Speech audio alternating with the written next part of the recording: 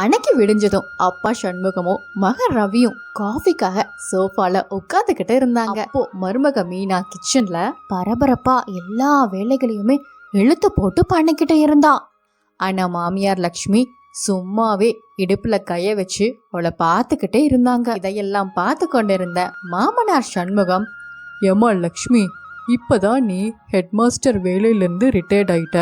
என் தங்கச்சி மக மீனா நமக்கு மருமக ஆனதுக்கு அப்புறம் ஒத்தையா கிச்சன்ல இருந்து கஷ்டப்பட்டுக்கிட்டு இருக்கா. கொஞ்சம் ஒத்தாசை பண்ணலாம்ல, பாவம் அந்த புள்ள எல்லா வேலையும் இழுத்து போட்டு செய்யறா அப்படின்னு சண்முகம் பேசுறத கேட்ட மாமியார் லக்ஷ்மி மனசுக்குள்ள ரொம்ப கோவப்பட்டு கடுப்பானாங்க.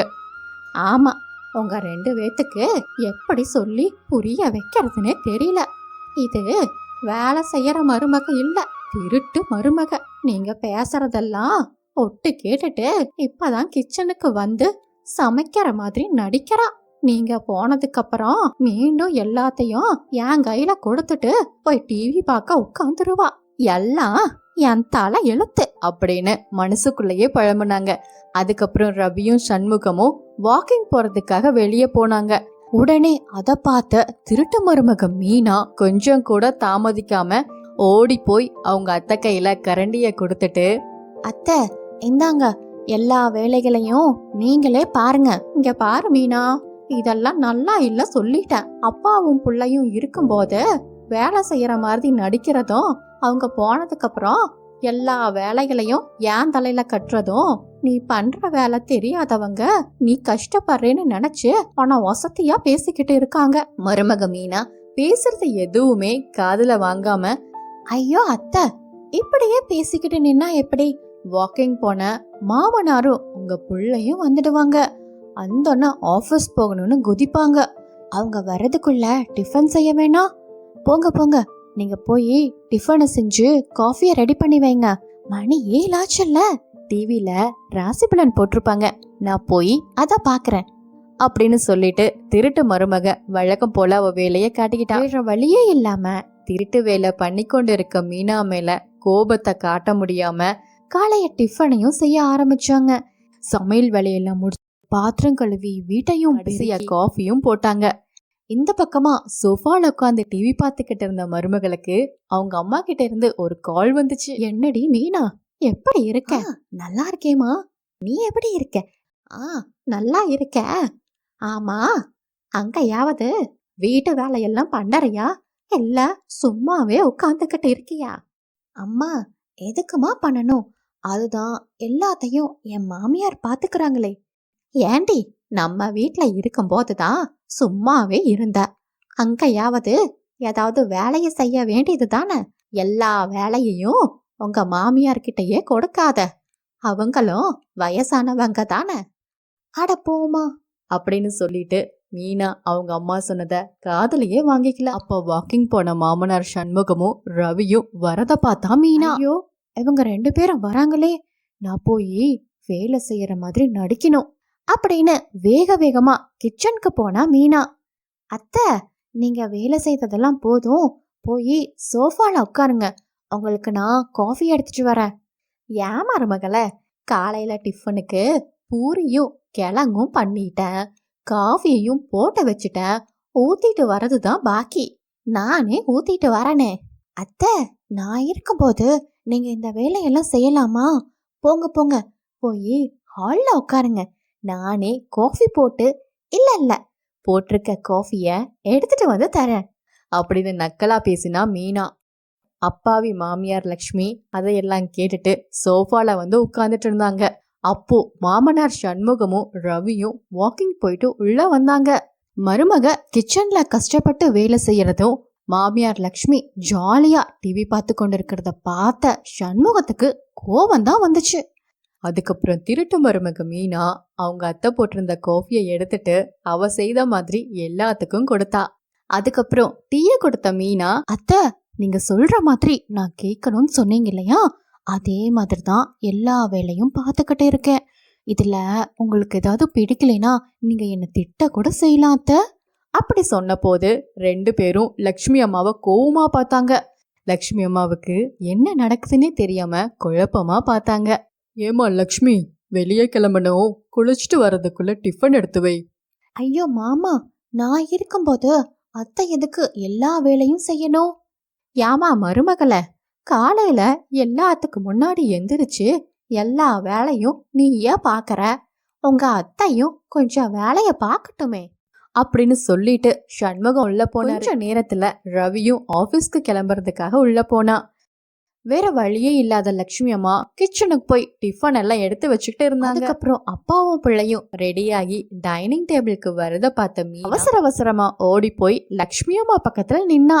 அப்ப மாமியார், ஐயா தண்ணி எடுக்கறதுக்கு மறந்துட்டேனே அப்படின்னு சொல்லிட்டு தண்ணி எடுக்கிறதுக்காக அந்த பக்கமா போனாங்க. அந்த சமயமா பார்த்து மாமியார் எடுத்து வச்சிருந்த பூரியை எடுத்துட்டு டைனிங் ஹாலுக்கு வந்தா. அப்பா மாமனார் சண்முகம் லட்சுமி அம்மாவை பத்தி கேட்டாங்க. மீனா ஏதோ பொய்ய சொல்லி அப்ப சமாளிச்சா.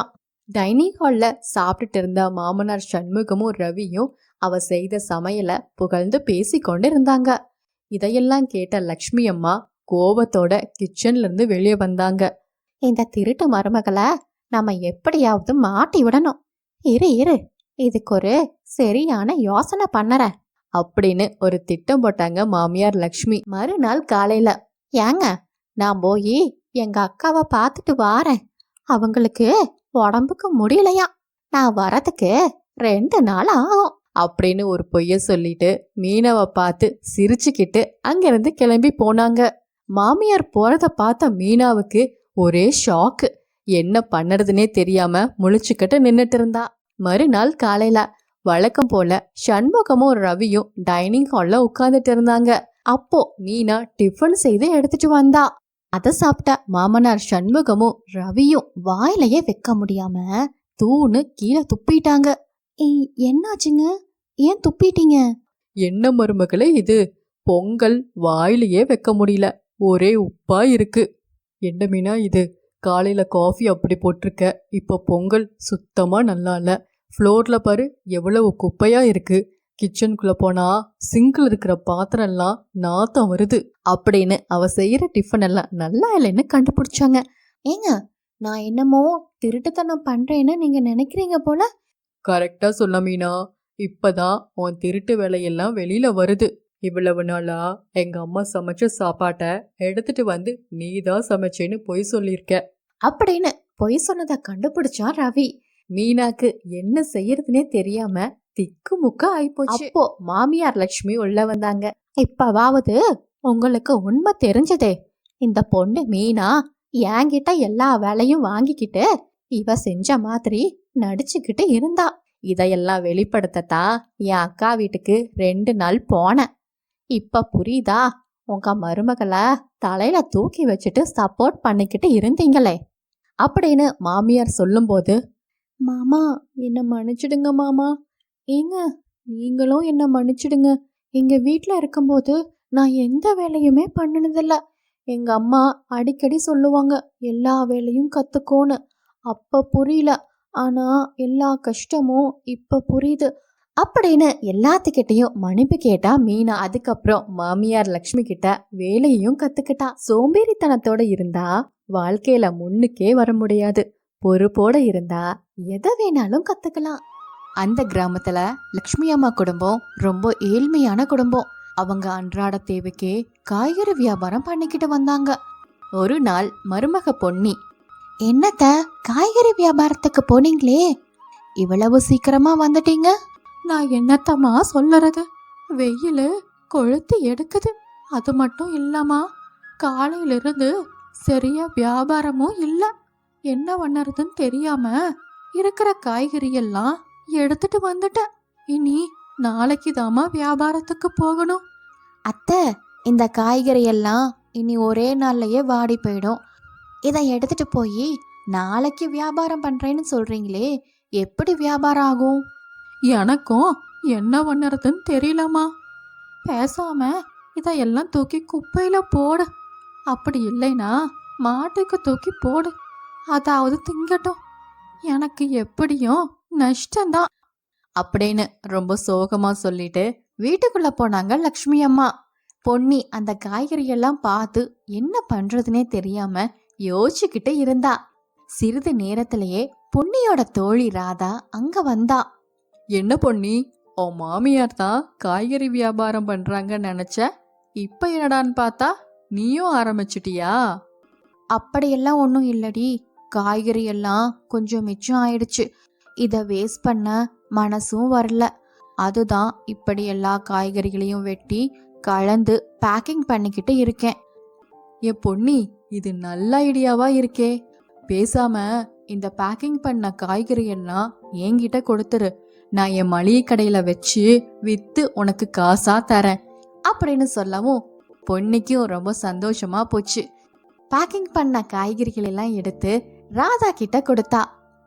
மறுநாள் காலையில லக்ஷ்மி அம்மா மகன் ராஜு கிட்ட, யாப்பா ராஜு, சரோஜாக்கு பணம் கொடுக்கணும்பா. அவ நேத்தே வந்து கேட்டா. இந்த மாசம் காய்கறி வியாபாரமும் சரியா நடக்கல. அவங்கிட்ட ஏதாவது பணம் இருந்தா கொஞ்சம் கூடப்பா அப்படின்னு ரொம்ப பாவமா கேட்டாங்க லக்ஷ்மி அம்மா. என்னம்மா பேசுற? என்கிட்ட ஏது பணம்? சம்பளம் வருதுன்னு தான் பேரு. அது எப்படி செலவாகுதுன்னே தெரியல. நானே என்ன பண்றதுன்னு கவலையோட இருக்கேன். இதுல நீ வேறமா அப்படின்னு ராஜு சொல்லிக் கொண்டு இருக்கும் பொழுது அப்போ பொன்னியோட தோழி ராதா அங்க வந்தா. பொன்னி, இந்தா பணம். நேத்து நீ கொடுத்த பாக்கெட் காய்கறி எல்லாம் நல்லாவே வியாபாரமாச்சு. அதுக்கான பணத்தை கொடுத்துட்டு போகலான்னு வந்தேன் அப்படின்னு சொல்லிட்டு ராதா பணத்தை கொடுத்தா. இங்க பாரு பொன்னி, இனி மிச்சமாகிற காய்கறி எல்லாம் எனக்கே கொடுத்துடு. நானே வாங்கிக்கிறேன், சரியா? அப்படின்னு சொல்லிட்டு ராதா அங்க இருந்து போனா. ஏமா பொன்னி, சரோஜாவுக்கு இந்த வாரம் பணம் கட்டணுமா? காய்கறி வித்த பணத்தை கொடுத்தீனா இந்த சரோஜாவுக்கு கொடுத்துடுவேன் அப்படின்னு பாவமா கேட்டாங்க லக்ஷ்மி அம்மா. அத்தை, நீங்க காய்கறி எல்லாம் குப்பையிலையோ மாட்டுக்கோ தான் போட சொன்னீங்க. ஆனா என் புத்திசாலித்தனத்தால அதையெல்லாம் காசா மாத்திருக்கேன். அந்த காசை நீங்க எப்படி கேட்க முடியும்?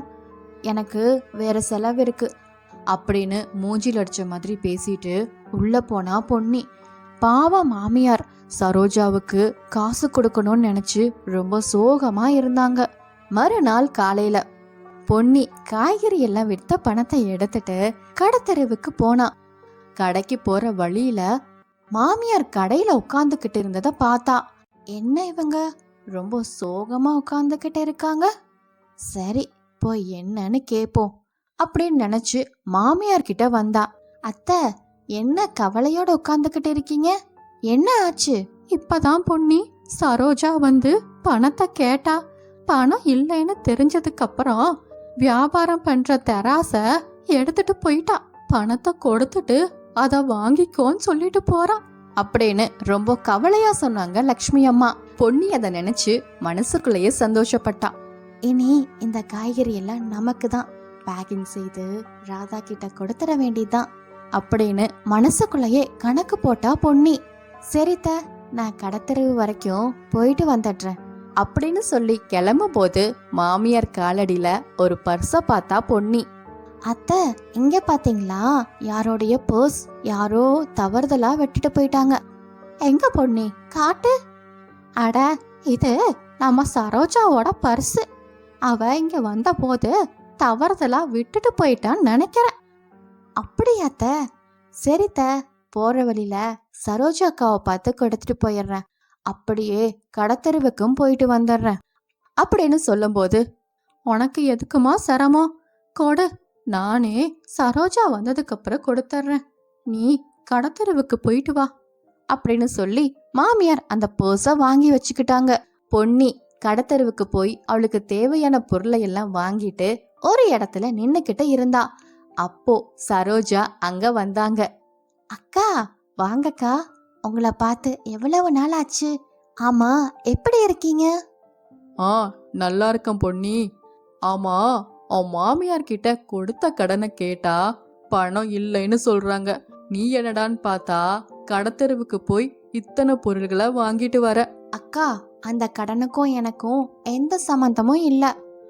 ஆனா அக்கா, ஒரு முக்கியமான விஷயத்த உங்ககிட்ட சொல்லணும். ஆமா, உங்களோட பர்ஸ் எங்க? அதுவா, காலையில இருந்து காணாம பொன்னி. அதத்தான் தேடிக்கிட்டு இருக்கேன். அக்கா, உங்களுடைய பர்ஸு எங்க மாமியார் கிட்ட தான் இருக்கு. நான் அதை திருப்பி கொடுக்க சொன்னேன். ஆனா அவங்க அதுக்கு முடியாதுன்னு சொல்லிட்டாங்க அப்படின்னு ஒரு பொய்ய அவங்க மாமியார் மேல சுமத்துனா. நான் காலையில இருந்து பர்ஸ காணான்னு தேடிக்கிட்டு இருக்கேன். உங்க மாமியார் எடுத்து வச்சுட்டு இல்லைன்னு சொல்றாங்களா? அப்படின்னு கேட்டுட்டு கோவமா அங்கிருந்து போனாங்க. மறுநாள் காலையில சரோஜா லக்ஷ்மி அம்மா வீட்டுக்கு வந்திருந்தாங்க. வா சரோஜா, நானே உன்னை பார்க்க வரணும்னு நினைச்சேன். கடனை கொடுத்துக்கிட்டு தராச திருப்பி கேட்கலான்னு நினைச்சேன். நீ ஏன் திடீர்னு வந்துட்ட? ஏன் சொல்ல மாட்டேன்? என் பணத்தை எடுத்து எனக்கே திருப்பி கொடுக்கலான்னு நினைக்கிறியா? உன் மருமக நேத்து கடத்தெருவுல வச்சு எல்லாத்தையும் என்கிட்ட சொல்லிட்டா. என்ன பேசுற சரோஜா? ஏன் மருமக என்ன பத்தி தப்பா உங்ககிட்ட சொன்னாளா? கண்டிப்பா சொல்லியிருக்க மாட்டா. அது மட்டும் இல்ல, இந்த மாதிரி பழியெல்லாம் என் மேல சுமத்த மாட்டா அப்படின்னு ரொம்ப நம்பிக்கையா பேசினாங்க லக்ஷ்மி அம்மா. உன் மருமகளை பத்தி இவ்வளவு நம்பிக்கையா பேசுறியே, அப்படிப்பட்டவ உன் கடனை திருப்பி கொடுத்திருக்க வேண்டியது தானே? அதை விட்டுட்டு நேத்து கடத்தெருவுக்கு போய் அத்தனை சாமானத்தையும் அள்ளிட்டு வரா. இங்க பாரு சரோஜா, அது நான் வாங்கின கடனு. அதை தூக்கி என் மருமக தலையிலலாம் வைக்க முடியாது. அவ புத்திசாலித்தனத்தால வேஸ்டா போற காய்கறி எல்லாம் வித்து காசா மாத்தி இருக்கா. அத நான் எப்படி கேட்க முடியும்? அந்த காசை வச்சு அவளுக்கு பிடிச்சத வாங்கியிருக்கா. இதுல ஒன்னும் தப்பு இல்லையே சரோஜா அப்படின்னு மருமகளை விட்டு கொடுக்காம பேசினாங்க மாமியார். அதையெல்லாம் கேட்ட பொன்னி கூனி குறுகி போயிட்டா. அத்தை, என்ன மன்னிச்சிடுங்க அத்தை. இவ்வளவு கஷ்டத்துலயும் நீங்க என்ன விட்டு கொடுக்காம பேசுறீங்க. ஆனா நான் உங்களை பத்தி தப்பு தப்பா சரோஜா அக்கா கிட்ட சொன்னேன். அதுக்கு காரணம் என் பேராசையும் பொறாமையும் தான். உங்க வியாபாரத்தை நான் வீட்ல இருந்தே பண்ணணும்னு நினைச்சேன். அதுக்கு தான் சரோஜா அக்கா கிட்ட உங்களை பத்தி தவறா சொல்லிட்டேன். என்ன மன்னிச்சிடுங்க அத்தை. ஏம்மா பொன்னி, உன் மாமியாரை பத்தி உனக்கு அவ்வளவுதான் தெரியும். எனக்கும் அவளுக்கும் 20 வருஷம் பழக்கம். இந்த கொடுக்கல் வாங்கல் என்னோட தொழில். அதுல நான் கண்டிப்பா தான் இருப்பேன். அது அவளுக்கும் தெரியும் அப்படின்னு சரோஜா லக்ஷ்மி அம்மாவை பத்தி ரொம்ப உயர்வா சொன்னாங்க. யாமா பொன்னி, வீட்ல இருந்து காய்கறி வியாபாரம் பண்ணணும்னு என்கிட்டயே கேட்டிருந்திருக்கலாம். மொத்த பொறுப்பையும் நானே கொடுத்திருப்பேன் அப்படின்னு ரொம்ப சந்தோஷமா சொன்னாங்க லக்ஷ்மி அம்மா. அப்ப மகன் ராஜு, பொன்னி, நீ புத்திசாலித்தனமா மட்டும் இருந்தா போதாது. இந்த குடும்பத்துக்கு நல்ல மருமகளாகவும் நடந்துக்கணும். இனிமேலாவது அதை புரிஞ்சுப்பேன்னு நினைக்கிறேன் அப்படின்னு ராஜு சொன்னான். ஏம்மா பொன்னி, இதுக்கெல்லாம் காரணம் உன்னோட சூழ்நிலை தான். கவலைப்படாத, உன்னுடைய வியாபாரத்துக்கு நானே முதல் போடுறேன். உன்னால எப்ப திருப்பி கொடுக்க முடியுமோ அப்ப கொடு அப்படின்னு ரொம்ப சந்தோஷமா சொன்னாங்க சரோஜா. பெண் புத்தி பெண் புத்தின்னு சொல்லுவாங்க. ஒரு பெண்ணுக்கு புத்திசாலித்தனம் மட்டும் போதாது, நல்ல குணமும் இருக்கணும்.